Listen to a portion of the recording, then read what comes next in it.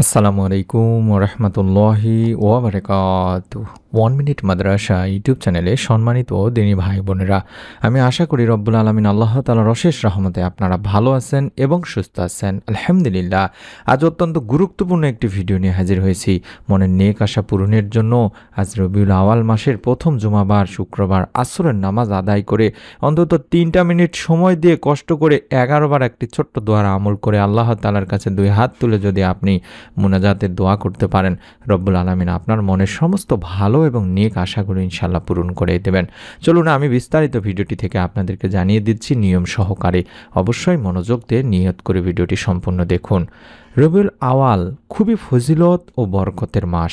অধিকাংশ আলেমের মতে রমজানের পরই রবিউল আওয়ালের মর্যাদা। সুবহানাল্লাহ। রমজান মাসের মর্যাদা অধিক হওয়ার কারণ এই মাসে বা রমজান মাসে কোরআন নাজিল হয়েছে।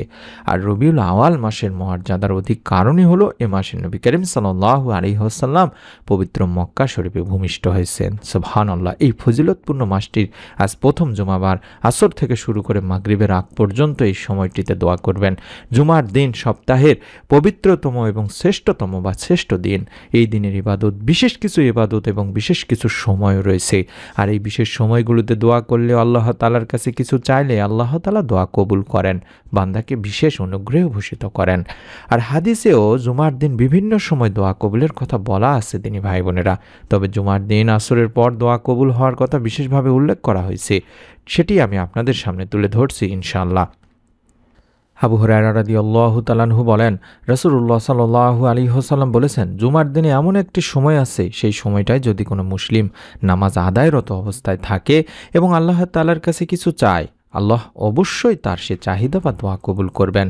এবং এরপর রাসূল পাক সাল্লাল্লাহু আলাইহি ওয়াসাল্লাম তার হাত দিয়ে ইশারা করে সেই সময়টির সংক্ষিপ্ততার ইঙ্গিত দেন। বুখারী শরীফের 6400 নম্বর একটি সহিহ হাদিস।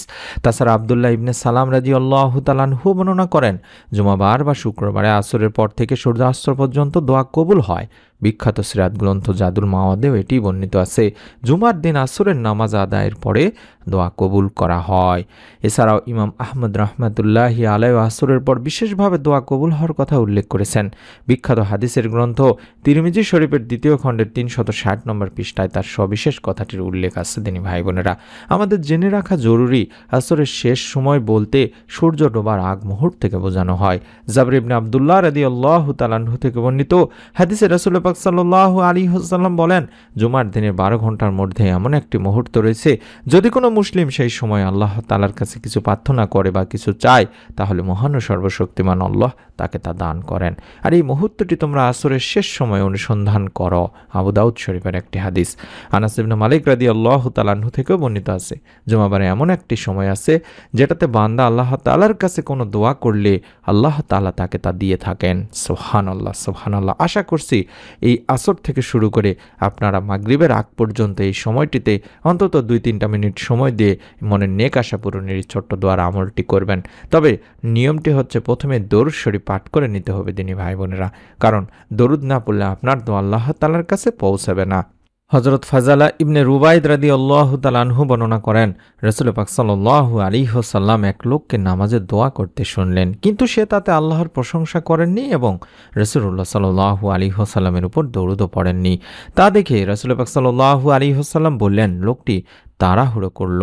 অতঃপর তিনি তাকে বা ওই ব্যক্তিকে ডাকলেন এবং তাকে বা অন্য কাউকে বললেন, যখন তোমাদের কেউ নামাজ পড়বে, নামাজে দোয়া করবে, তখন সে যেন প্রথমেই তার মহান প্রভুর প্রশংসা ও গুণগান করে, অতঃপর নবী করিম সাল্লাল্লাহু আলাইহি ওয়াসাল্লামের উপর দরুদ পেশ করে, তারপরে যা ইচ্ছা দোয়া করে। আবু দাউদ তিরমিজি শরীফের হাদিসে বলা হয়েছে তিনি ভাই বোনেরা।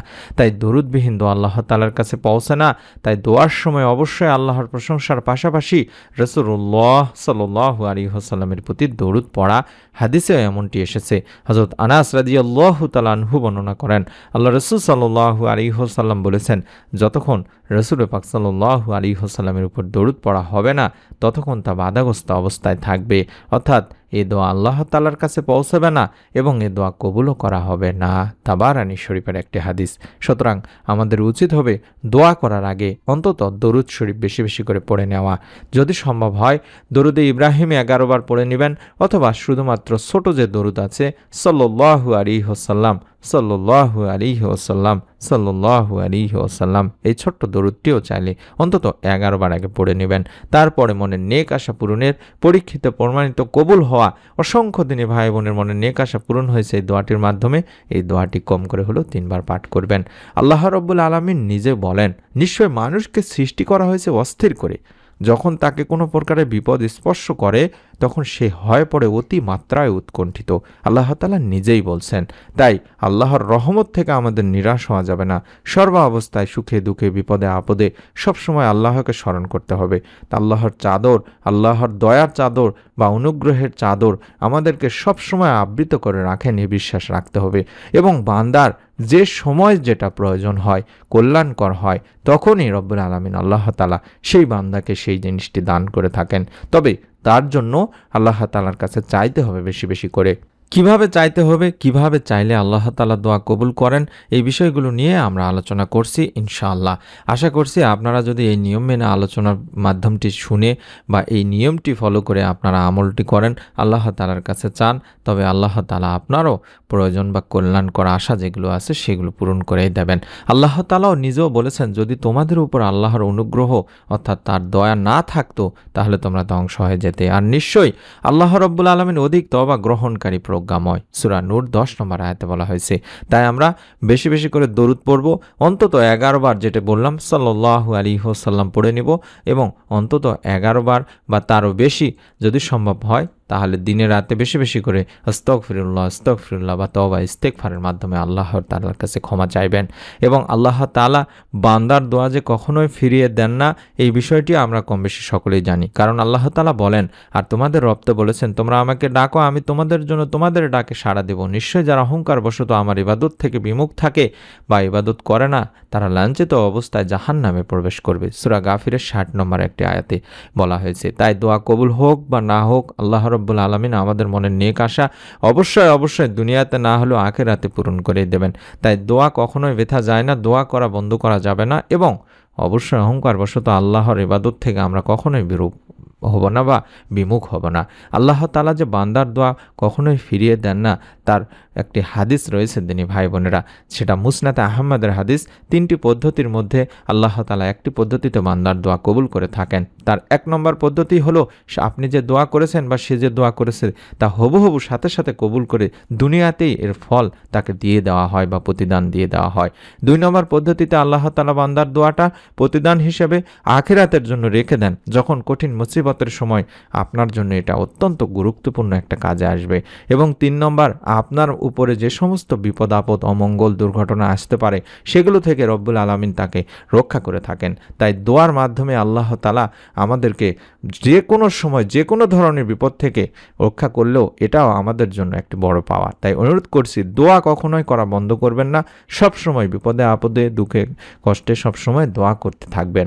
ইসমে আজমের মাধ্যমে যে দোয়াটি আমি করব আল্লাহ তাআলার কাছে, আপনারাও এভাবে আপনারা মনের নেক আশাগুলো পূরণের জন্য দোয়া করবেন। হাদিসে এমনই বলা হয়েছে যে একবার হযরত আনাস রাদিয়াল্লাহু তাআলা আনহু আল্লাহর রাসূল সাল্লাল্লাহু আলাইহি সাল্লামের সঙ্গে বসেছিলেন।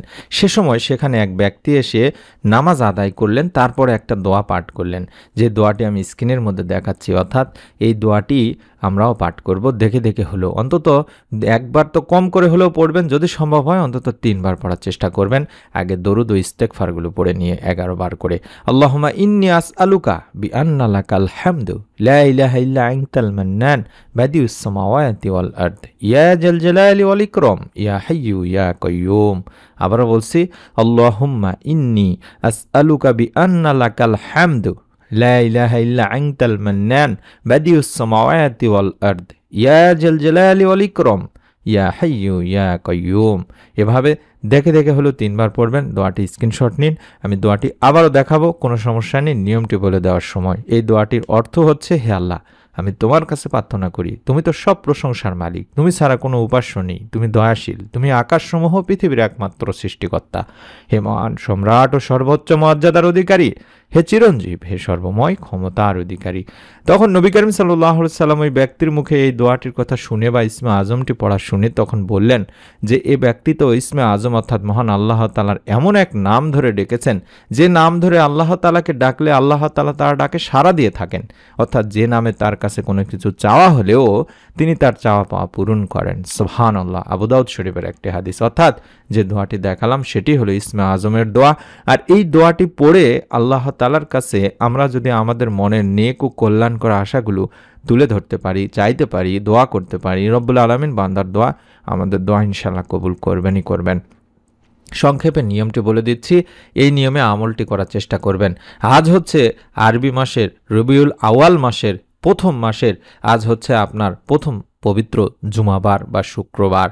এই জুমাবার বা শুক্রবারে আপনাদেরকে অবশ্যই মনে রাখতে হবে যে রবিউল আওয়াল একটা অত্যন্ত ফজিলতপূর্ণ মাস। এই মাসে আল্লাহ রব্বুল আলামিন বান্দার দোয়া বেশি কবুল করে থাকেন। ভিডিওর শুরুতেই যেটা বলেছিলাম, রমজান মাসের পরে এই রবিউল আওয়াল মাসের মর্যাদা অত্যন্ত বেশি।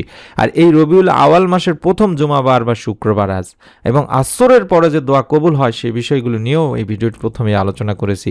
আসর থেকে শুরু করে মাগরিবের আগ পর্যন্ত বা সূর্য ডোবার আগ পর্যন্ত যেটাকে বলা হয়, এই সময়টুকুতে অন্তত 2 থেকে 3টা মিনিট সময় দিয়ে আপনারা প্রথমে দরুদ ও ইস্তেগফারের আমল করে নেবেন। প্রথমে যে দরুদটি দেখাচ্ছি শুধুমাত্র সাল্লাল্লাহু আলাইহি ওয়াসাল্লাম, সাল্লাল্লাহু আলাইহি ওয়াসাল্লাম, সাল্লাল্লাহু আলাইহি ওয়াসাল্লাম, সাল্লাল্লাহু আলাইহি ওয়াসাল্লাম, এভাবে অন্তত 11 বার আপনারা পড়ে নেবেন। 11 বার এই দরুদটি পড়ার পরে 11 বার যদি সম্ভব হয় পাঠ করবেন আস্তাগফিরুল্লাহ, আস্তাগফিরুল্লাহ, আস্তাগফিরুল্লাহ, আস্তাগফিরুল্লাহ, এভাবে অন্তত 11 বার দরুদ এই ইস্তেগফারটি পাঠ করে নেবেন। তারপরে আপনাদের সামনে যে দোয়াটি দেখাচ্ছি অর্থাৎ ইসমে আজমের যে দোয়াটি দেখাচ্ছি এটি কম করে হলো একবার, এবং যদি পারেন 3 বার পাঠ করবেন। আবারও বলছি, আল্লাহুম্মা ইন্নী আসআলুকা বিআন্না লাকাল হামদু লা ইলাহা ইল্লা আনতাল মান্নান বাদিউস সামাওয়াতি ওয়াল আরদ ইয়া জাল জালালি ওয়াল ইকরাম ইয়া হাইয়্যু ইয়া কাইয়্যুম। এভাবে 3 বার পড়া হয়ে গেলে আপনাদের এবার প্রথম কাজ হলো 2 হাত তুলে মুনাজাত করা, অর্থাৎ 2 হাত তুলবেন। এভাবে হাত তোলার পরে প্রথমেই আল্লাহর প্রশংসা করে নেবেন। চাইলে সূরা ফাতিহা পড়তে পারেন, হাত তোলার সাথে সাথে আলহামদুলিল্লাহি রাব্বিল আলামিন বলতে পারেন, অথবা শুধুমাত্র আলহামদুলিল্লাহ এভাবে বলে তারপরে আল্লাহ তাআলার গুণবাচক যে নামগুলো আছে ইয়া হাইয়্যু ইয়া কাইয়্যুম অথবা ইয়া জাল জালালি ওয়াল ইকরাম, ইয়া রহমান, ইয়া রাহিম, ইয়া কারিম, এগুলো আল্লাহ তাআলার প্রশংসা স্বরূপ নাম। এগুলো পড়ার পরে আপনি আবারও দরুদ পড়তে পারেন, আল্লাহুম্মা সাল্লি আলা মুহাম্মাদ ওয়া আলা আলি মুহাম্মাদ, অথবা আল্লাহুম্মা সাল্লি ওয়া সাল্লিম আলা নাবিয়িনা মুহাম্মাদ, এগুলো পড়তে পারেন। দরুদ পড়ার পরে আপনি আপনার মনের যত নেক আশাগুলো আছে সেগুলো আল্লাহ তাআলার কাছে তুলে ধরতে পারেন। আল্লাহ তাআলার কাছে বলতে পারেন যে আল্লাহ আমাকে অমুক জিনিসটি দান করুন, বা নেক সন্তান দান করুন, কিংবা মনের নেক আশা পূরণের জন্য কার কি মনের নেক আশাগুলো আছে সেগুলো তুলে ধরতে পারেন। ভালো জীবনসঙ্গী, উত্তম জীবনসঙ্গী, ভালো চাকরি বা উত্তম চাকরি, কিংবা আপনার অসুখ বিসুখ থেকে রক্ষা পেতে চান, কিংবা কার কি মনের আশাগুলো আছে, গোপন আশাগুলো আছে, সেগুলো আল্লাহ তাআলার কাছে অবশ্যই নেক আশাগুলো তুলে ধরে আল্লাহ তাআলার কাছে বলবেন। আশা করছি এই সময়টিতে রব্বুল আলামিন বান্দার দোয়া অধিক পরিমাণে কবুল করে থাকেন। আপনার দোয়াও ইনশাআল্লাহ কবুল হয়ে যাবে। মনের মধ্যে শতভাগ বিশ্বাস নিয়ে নিয়ত করে আমল করলে আল্লাহ তাআলা কখনোই বান্দার দোয়া ফিরিয়ে দেন না। তাই অনুরোধ করব অবশ্যই ভিডিওটিতে একটি করে লাইক দিয়ে কমেন্টে অন্তত আমিন লেখার মাধ্যমে হলেও নিয়ত করুন তিনি ভাই বোনেরা। এবং আপনাদের কাছে অনুরোধ করছি যারা এখন পর্যন্ত 1 মিনিট মাদ্রাসা চ্যানেলটি সাবস্ক্রাইব করেননি, দয়া করে সাবস্ক্রাইব করুন। এটি আপনার জন্য সাদকা জারিয়া হিসাবে কবরে থেকেও সওয়াব পৌঁছাতে থাকবে। তাই অবশ্যই ইসলামিক ভিডিওগুলো বেশি বেশি দেখবেন, সাবস্ক্রাইব করে রাখবেন, নতুন ভিডিওগুলো যেন সরাসরি মোবাইলে দেখতে পান। যতটুকু দেখুন কিংবা পরেও যেন দেখতে পারেন তার জন্য হলেও আপনারা সাবস্ক্রাইব করে না রাখলে অবশ্যই সাবস্ক্রাইব করে রেখে দেবেন। সকলে ভালো থাকুন, সুস্থ থাকুন। আমরাও দোয়া করি রব্বুল আলামিন যেন আপনাদের সকলকে এই আমলের উসিলায় আপনাদের যার যার মনে নেক ও ভালো ইচ্ছেগুলো পূরণের সুসংবাদ দান করেন। আমিন। আসসালামু আলাইকুম ওয়া রাহমাতুল্লাহি ওয়া বারাকাতুহু।